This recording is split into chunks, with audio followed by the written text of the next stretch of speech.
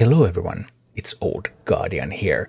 It's another month of trading post in World of Warcraft, month of July, and this month there are some interesting stuff going on with Trader's Tender and with the trading post. First of all, there is a lot to buy this month because Tyrael's Charger is now available, then also Reigns of the Felt Crystal Scorpion, so there's 2 mounts, and then there's Spectral Tiger Cup, which is an old trading card game pet, so a lot of really attractive rewards. Obviously those will cost a lot more than you can gain tender in a single month.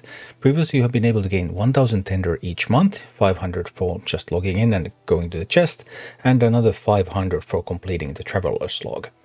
This month Blizzard has added to the Traveler's Log a little bit, because now you can get 700 tender from Traveler's Log, so overall you have 1200 tender available from this month. However, this addition came at a cost, because travel points, you now need 1400 points to get all of the tender, and also you need that 1400 points to get the Traveler's Log mount, which is a Grotto Netherwind Drake. So 400 more points than usual. Previously you have been able to go by with 1000, now you need 1400. And this actually is going to make things a little bit more difficult for many World of Warcraft players. You're totally fine if you're a raider. If you raid and you do Mythic Plus, then these points will just come to you basically. Because kill 10 Dragonflight raid bosses, defeat 25 raid bosses including old dungeons, complete 5 Mythic Plus dungeons, complete 50 Mythic Plus dungeons, defeat 50 dungeon bosses, which you will get while you do those Mythic Plus dungeons, and you're already at 1050. Alright, then you need another 350, and for example, create 3 Shadowflame crests, collect 400 flight stones. Note that you must not be capped with your flight stones, you have to have space for those to count, and defeat the world boss. Like defeat the world boss once, and boom, that's already it. Alternatively, one of my absolute favorite ways to collect Traveler's points is by winning 15 bet battles. Winning 15 bet battles is super easy, super fast. Just go to a starting area, like you can go to Stormwind, you can go to Goldshire, you can go to the area between Stormwind and Goldshire if you're in Alliance, close to Orgrimmar if you're on Horde, and just beat up level 1 pets, and boom, 15 bet battles, 200 points. That's one of the fastest ways to get points, so that's one that I recommend for pretty much everyone if they just need a few more points to complete the monthly path. So overall, even though you now need 1400 points instead of 1000, if you're a raider, you're going to be just fine. The change hits you a little bit harder if you're a PvP player, because there are no new ways to gain points from PvP. Sure, you have the 7500 honor, win 5 battlegrounds, win 10 non-skirmish arena matches, complete a Dragon Isles PvP world quest, that gets you to 700. Well, you're still 700 short. Well, there's something like kill players in Sarlacc Caverns, which may or may not be easy depending on your server. And of course, there's the win 15 bet battles. I know you might not be into bet battles, but that is such an easy one that I just recommend it for everyone. Defeat Dragon Isles world boss, okay, that's pretty fast. If you're into crafting, crafting is still a good source of points, because 10 crafting orders and then 5 personal orders overall gets you 300 points. Then there's the Shadowflame crests, there's the way to collect those flight stones. There's various time-limited events that you can do, but overall, if you're doing PvP as your main thing, then you need to do a bunch of other stuff as well, whether it's raids, dungeons, crafting, whatever. Likewise, if you're a casual player, you have leveled up in Dragonflight, you're level 70, you have a world quest open, you just do a bunch of casual stuff, alright? Well, you have been in a pretty good position previously, but now it's a little bit more difficult. You can complete 30 quests for 200 points, 15 world quests for 150, gather 400 Dragon Isles reputation, another 150, 1500 Loam Niffen reputation for 100, Dragon Isles world boss for 100, but that's just 700. You still need a bunch more.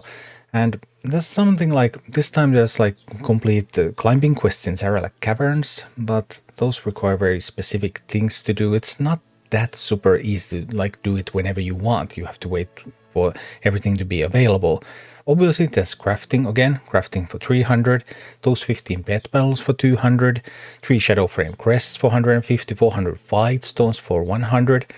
You have to put it together from something like this, but if you don't want to step your foot inside dungeons, then you might be in a little bit more trouble than you have been in previous months. Obviously, there's something like those raid bosses, which also counts old raids. So if you farm for some transmogs, then you can do those, and that's going to give you a couple of 100 points. So there are still ways to do this, but a little bit less convenient than the previous months. And things get even a little bit more worse if you don't have Dragonflight at all. Let's say you haven't played Dragonflight, you're not at the cap. So what do you do then? Previously, when you haven't been at the cap, well, you have ventured into old zones. Defeat 25 raid bosses, includes old raid bosses, that's a very important one for you. Complete 30 quests, okay, that can be done anywhere. Win 15 pet battles, again, pet battles, really solid. Defeat 50 dungeon bosses, old bosses count as well. Complete 15 world quests, you can go do world quests in like Legion, for example. You don't have to do them in Dragonflight. And now that just doesn't get you there, because you need 1400 points. So one thing that you can do, if you're into fishing, you could fish in Worlds of Draenor, and you could fish in Legion in Broken Isles, catch 50 fish in each, and you will get 200 points. Then there's time-limited events, like the Luminous Luminaries event, which is like an event that most people don't usually do because it doesn't give you any actual rewards outside of the event stuff. Not really, like you get a 5-day swim speed buff or something. On July 13th, that's up to 400 points if you just keep gathering those notes and you buy the stuff that vendors have available with those. So 400 points, that's actually a pretty good deal. So if you're around July 13th, then that could be the thing that you want to do. Then there's the Auction House Dance Party on July 22nd. That's up to 200 points as well. Those are pretty much some of the best things that you can do. You can also go into PvP, win 5 battlegrounds, don't have to be max level battlegrounds, for that's another 200 points available right there. But this time you have to piece together your points from more sources than ever before. I still don't particularly recommend doing all of those really niche things like doing a toy in multiple locations. You also can't do many of those without Dragonflight because one of the locations is Valdraken.